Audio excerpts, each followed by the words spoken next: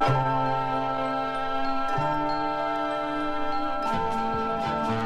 log, stardate 5466.9. The Enterprise is in orbit around the outpost colony world of Ribble 2, on orders from the Federation Agriculture Division to try and find a solution to the destructive plague of Dranses, which wipes out 70 to 90% of the grain crop every 6th year.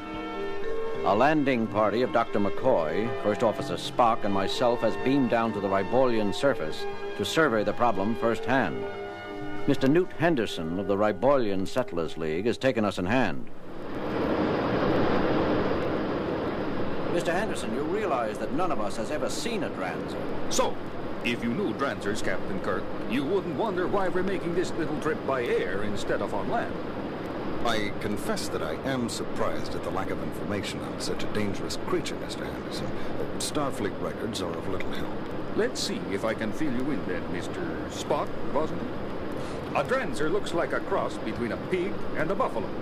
They have long black hair, flat quadruple horns, an ugly disposition, and are about half the size of an earthly elephant. So it's their size which makes them a threat to you. Yeah, and the fact that they breed like rabbits. When this world was first settled, 12 years ago, they weren't considered a danger. They stayed in the hilly grasslands on the western part of this continent. We grow our grain in the central and eastern plains regions. Everything was fine until 6 years ago. We noticed then that the Dransers were so thick they nearly walked on each other. But we had no reason to suspect they would Come down onto the plains and trample your fields. Just so. We don't know why. Too many Dransers, too little food maybe, but they panicked. Came down out of the hills like a black avalanche and ruined the whole crop for that year. Nearly ruined the colony. But we hung on, replanted, and have done well since then. Except... It's 6 more years and the Dranser population is up again, and you expect another continent-wide stampede. Yeah. Ah, there they are. Now, you'll see what I mean. I'll cut our engine and we'll glide in over them. Otherwise, the noise is liable to start the stampede.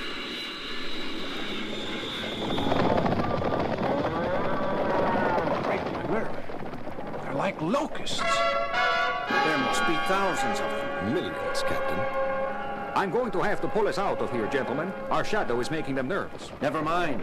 I think we've seen enough to give us some idea of the size of your problem, Mr. Harris. What do you suggest we do? We have been petitioning Starfleet for help for years. What about simply reducing the herds through selective pruning? No. We tried that 3 years ago when the herds first began to grow too big again. For one thing, it started a premature stampede which ruined several thousand square kilometers of maturing foothill cropland. As you might guess, the farmers in that area won't permit a repetition of that disaster. But there's another more important reason. Which is? There's a high grass which germinates in the hills. It will take over the plains, except that the Dranser herds keep it cut back. If we were to kill off the Dransers, our agriculture experts tell us that in a decade, the grass would take over every meter of arable land on the continent. We have to find some way of controlling the Dransers without letting the grass get out of control. But if we leave the natural cycle alone, the racial stampede will occur within a half year, and we'll lose another entire year's crop. Mr. Spock, reactions? At first glance, the problem would appear insoluble, Captain. That's not what we pay taxes to here, Mr. Spock. I fear that government is rarely run according to scientific principles, Mr. Henderson. But we must do something. I hope so, Mr. Spock, Captain Kirk. I sincerely hope so. You said the full stampede was expected within 6 months. It could happen tomorrow, too. Or next week, according to the biostatisticians. The herds are already at critical size. That does not give us much time to theorize prospective solutions. That's not our fault.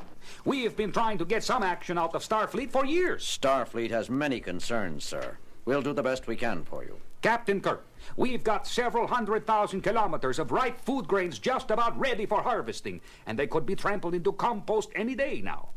If it is, you'd better believe your superiors are going to hear of it. Old-fashioned doorways, they still have here. And if Henderson is typical of the Ribolian settlers, the people are pretty old-fashioned themselves. Such folk don't take catastrophe quietly. He's right. They can make trouble for us with headquarters. Well, what do they expect from us, Bones? We're not responsible for the ecological setup on this world.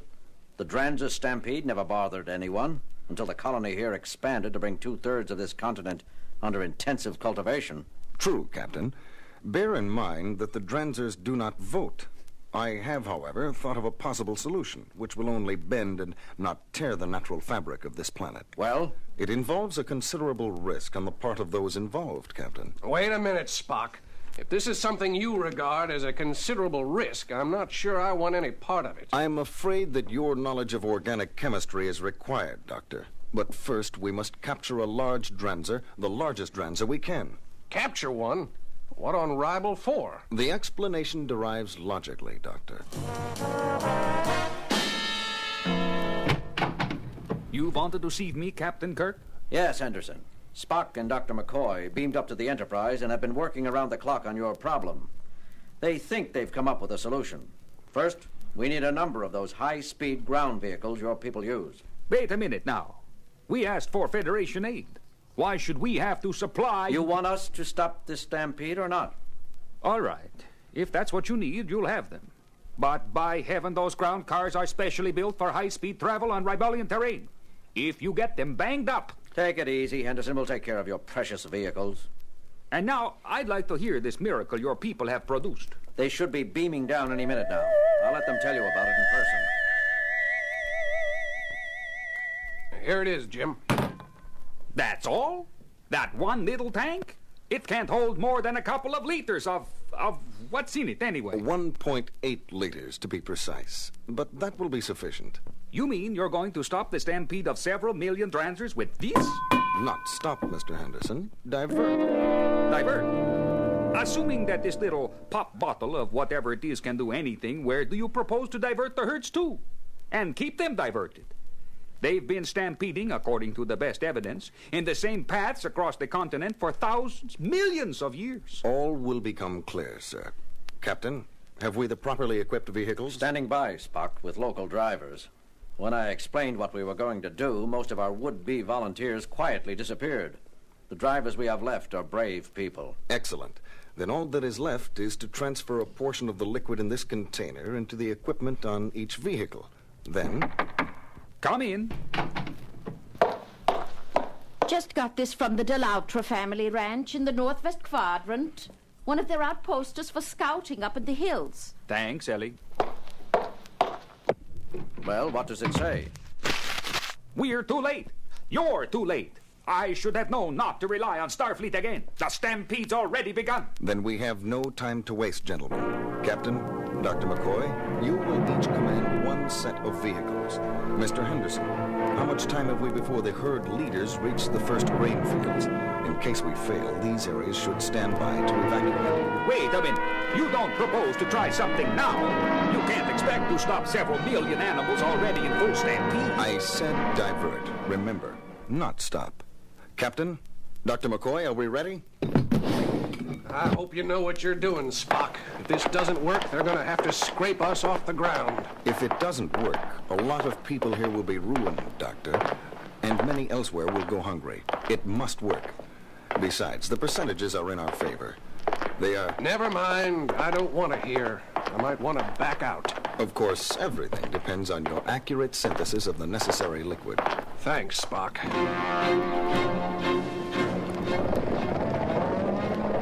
I hope your Mr. Spock knows what he's doing, Captain. He usually does, Henderson.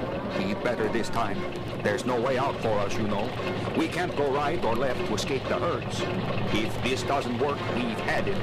Look back there, out the rear window. See that dust cloud?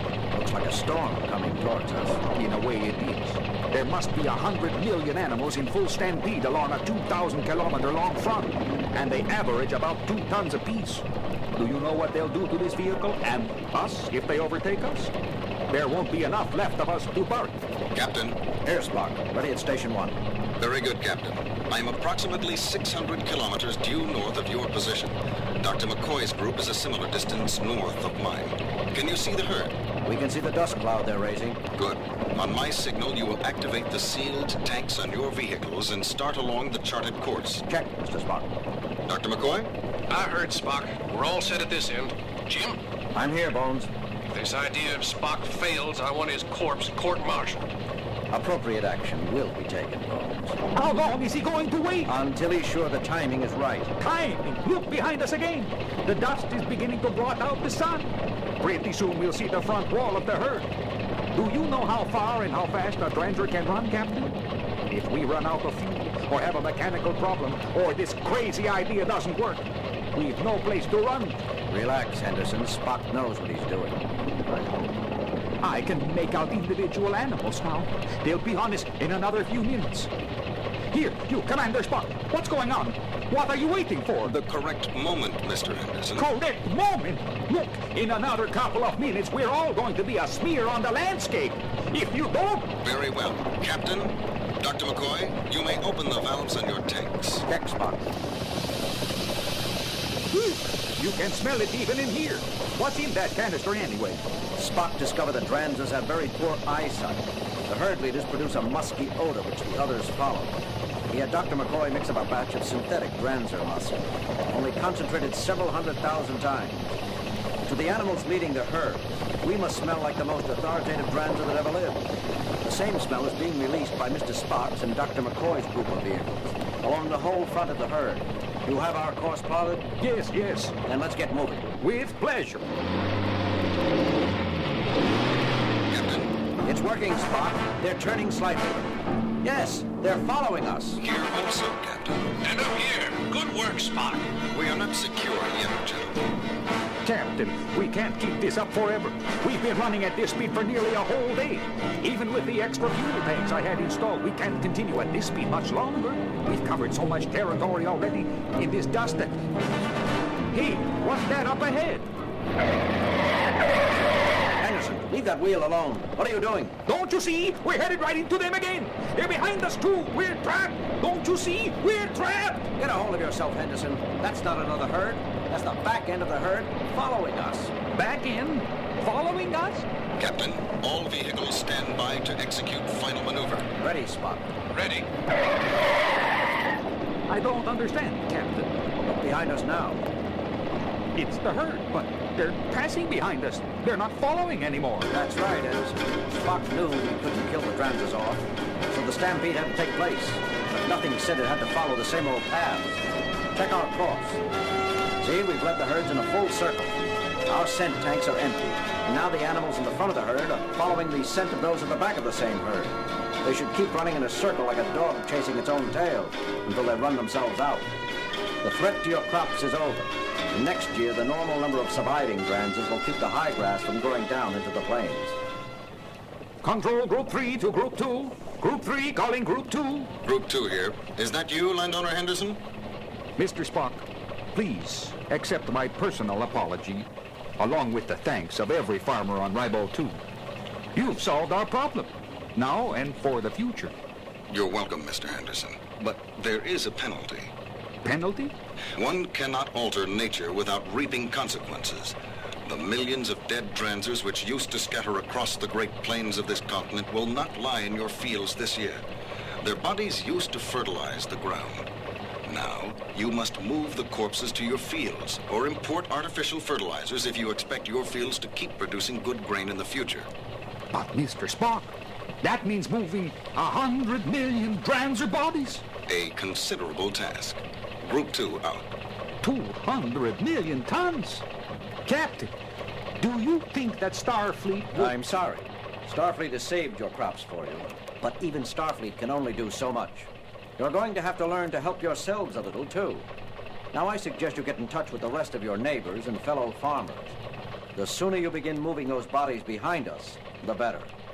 Because if all those bodies begin to decompose in one place, and if the wind changes, you're going to have a very good grain crop, but an awfully smelly year.